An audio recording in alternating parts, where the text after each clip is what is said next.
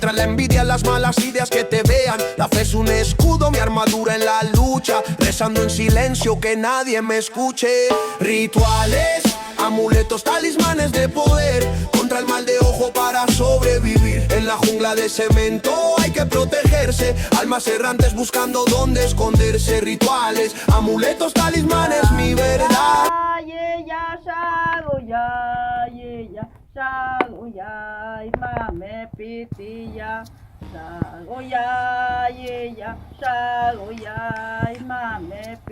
Si en la primera parte conocimos quién era el chamán dentro de la tribu, en esta segunda parte debemos entrar en aquello que convirtió a estas figuras en seres distintos a cualquier otro miembro de su comunidad. Porque el verdadero poder del chamán no estaba en su apariencia, no estaba en sus palabras, ni siquiera en sus herramientas. El verdadero poder del chamán comenzaba cuando cerraba los ojos y cruzaba hacia otro mundo. Para muchas culturas ancestrales, el universo no terminaba en lo que podía verse. Existía una realidad paralela, invisible para la mayoría, habitada por espíritus, ancestros, fuerzas de la naturaleza y energías capaces de influir en la vida humana. El chamán no solo creía en ese mundo, entraba en él, y lo hacía a través del ritual. Los rituales chamánicos no eran simples ceremonias. Eran procesos cuidadosamente construidos para alterar la conciencia del practicante y permitirle abandonar temporalmente la realidad ordinaria. En muchas tradiciones, todo comenzaba con el sonido. El tambor era una de las herramientas más importantes. Su ritmo repetitivo, profundo y constante no era casual.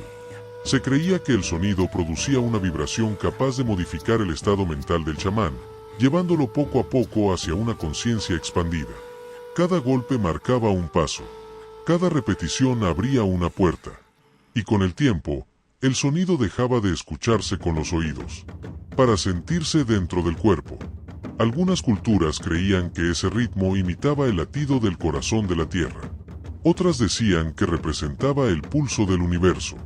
Pero en casi todas, el tambor era mucho más que un instrumento. Era un puente.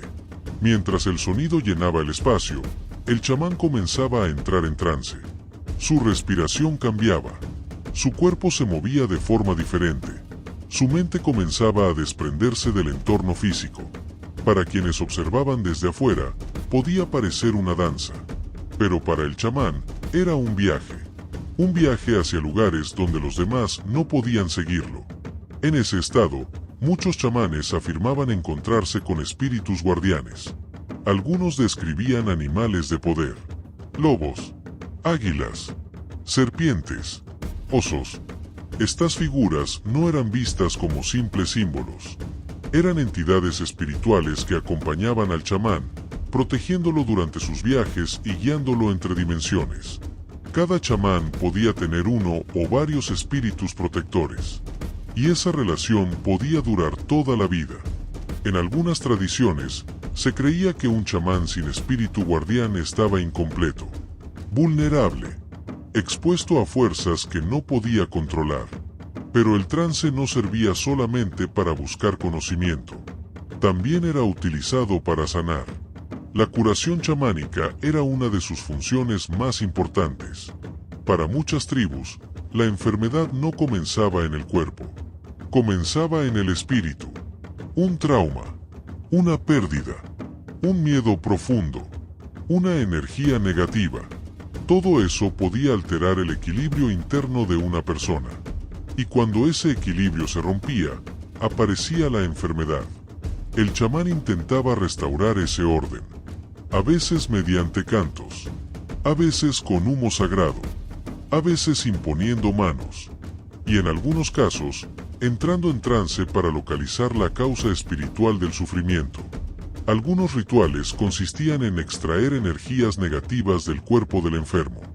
Otros buscaban recuperar partes del alma que, según la creencia, podían perderse después de un gran shock emocional.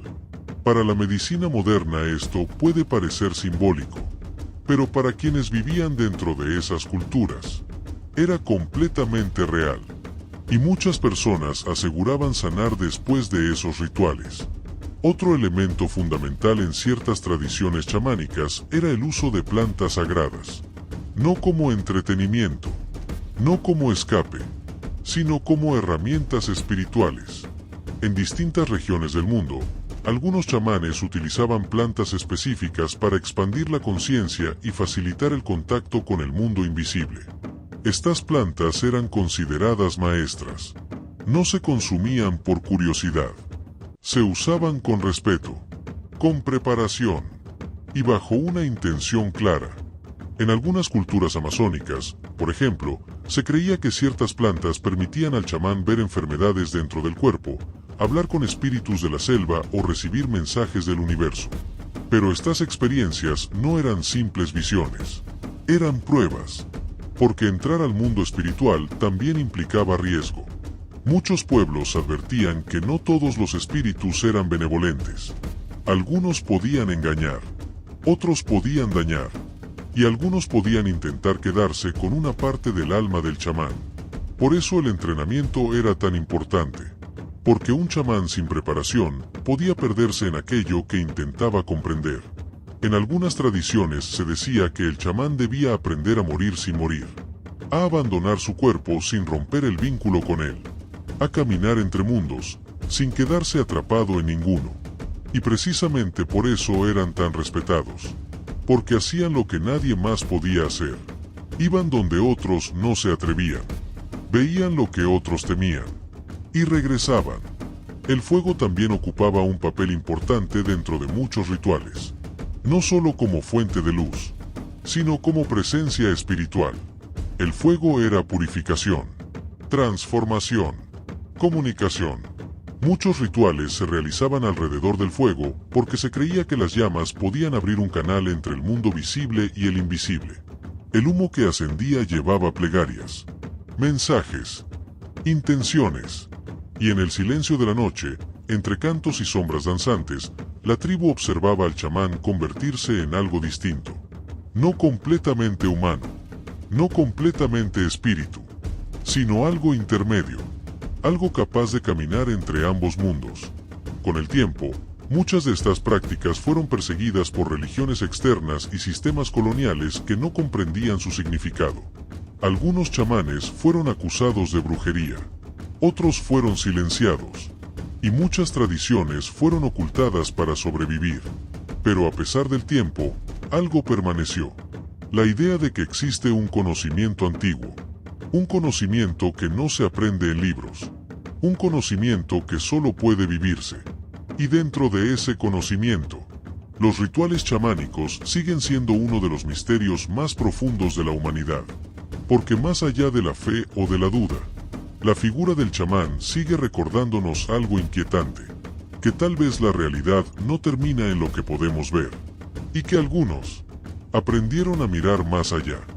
Al final, la figura del chamán sigue siendo uno de los mayores misterios de la historia humana, porque más allá de los rituales, los tambores o las antiguas ceremonias, el verdadero poder del chamán estaba en su conexión con algo que la mayoría no podía comprender. Una conexión con lo invisible, con aquello que muchas culturas llamaron espíritu, energía o mundo sagrado. Durante siglos, estas figuras caminaron entre el respeto y el miedo. Fueron sanadores, consejeros y guardianes del conocimiento ancestral. Personas capaces de entrar en estados de conciencia que, incluso hoy, continúan sorprendiendo a quienes estudian estas tradiciones. Y aunque el tiempo cambió al mundo, muchas de estas prácticas todavía sobreviven. Ocultas, protegidas, transmitidas de generación en generación, porque para quienes creen en ellas, el mundo espiritual nunca desapareció, solo aprendió a esconderse.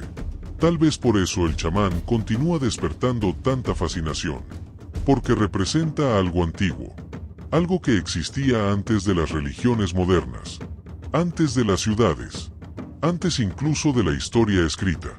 Un conocimiento nacido directamente de la naturaleza y del misterio. Y ahora quiero saber qué piensas tú. ¿Crees que los chamanes realmente podían viajar al mundo espiritual? ¿O piensas que todo ocurría dentro de la mente humana? Déjalo aquí en los comentarios. Tu opinión puede abrir un debate muy interesante entre todos los que siguen este canal. Y si te gustan estos temas de rituales ancestrales, misterio y conocimiento oculto, Suscríbete y activa la campana para no perderte la tercera parte de este documental. Porque en la siguiente parte hablaremos de cómo el chamanismo sobrevivió al paso del tiempo, los falsos chamanes del mundo moderno, y las experiencias que algunas personas aseguran haber vivido durante rituales reales. Y créeme, lo que viene después es todavía más impactante. Esto fue Rituales, Amuletos y Talismanes. Y recuerda, hay conocimientos antiguos que nunca desaparecen.